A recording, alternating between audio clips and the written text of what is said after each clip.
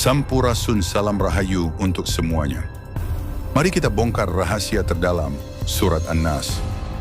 Bukan sekadar tafsir lafaz, tetapi peta kesadaran manusia. Sebagaimana dibaca dalam pandangan jiwa atau hikmah tasawuf. Pertama, An-Nas, bukan orang lain, tapi diri paling dalam. Qul a'udzu birabbin nas, katakan, aku berlindung kepada Tuhannya manusia. Kata An-Nas berasal dari yuns, yaitu kedekatan, keakraban, dan nisyan atau lupa.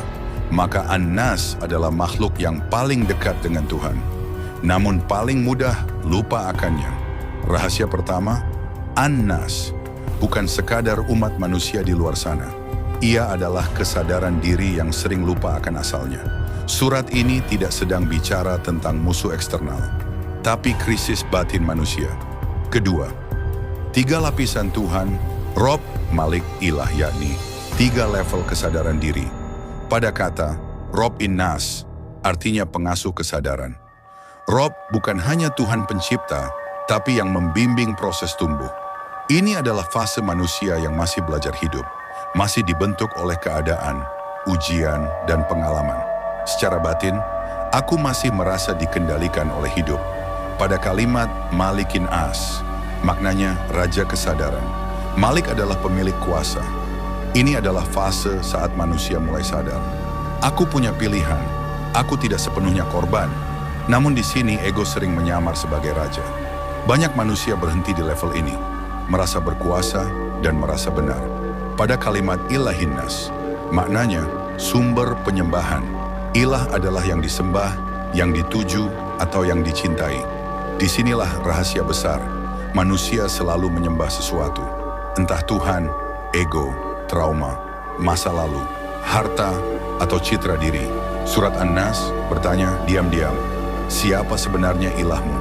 Ketiga, musuh sejati, bukan setan yang di luar, tapi bisikan dari dalam. Min syarril waswasil khannas. Waswas, sinonim dari suara halus, berulang, atau akrab. Khannas, sinonim dari bersembunyi, mundur, atau tak terlihat. Setan dalam surat An-Nas tidak menjerit, tidak menakut-nakuti. Ia berbisik menggunakan suara kita sendiri. Contohnya, aku kurang pantas. Aku sudah tahu kebenaran, tak perlu belajar lagi.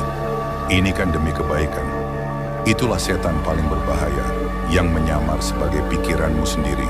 Keempat, lokasi serangan, syudur yaitu dada, bukan akal. Allaza yuwaswisu bi syudurin nas. Setan tidak menyerang logika, tapi rasa. Luka lama, takut kehilangan, haus pengakuan, ingin dipuji, ingin dianggap suci.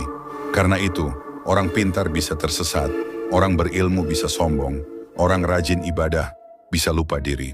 Kelima, setan dari jin dan manusia minal jinnati wan nas. Ini rahasia paling jarang dibongkar.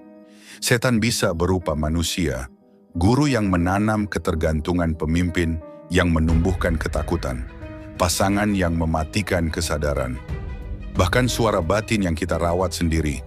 Artinya, tidak semua yang berwujud manusia membawa cahaya, dan tidak semua bisikan jahat datang dari makhluk gaib.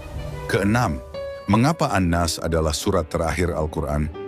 Ini penutup wahyu karena setelah semua hukum dijelaskan, setelah semua kisah diceritakan, setelah surga dan neraka dipaparkan, ternyata musuh terakhir bukan di luar, tapi di dalam. Surat An-Nas berkata, jika engkau belum mengenal siapa yang berbisik dalam dadamu, maka seluruh Al-Quran bisa engkau salah gunakan. Ketujuh, inti rahasia An-Nas yakni ringkas dan tajam. Manusia bukan rusak karena tidak tahu kebenaran, tapi karena salah mendengar suara batin. Keselamatan bukan hanya soal iman, tapi kejernihan kesadaran.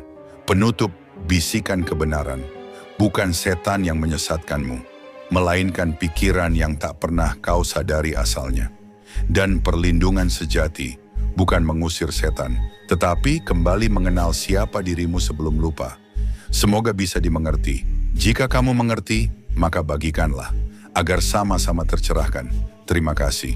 Dan follow Sang Aji bagi yang belum mengikuti. Salam Rahayu.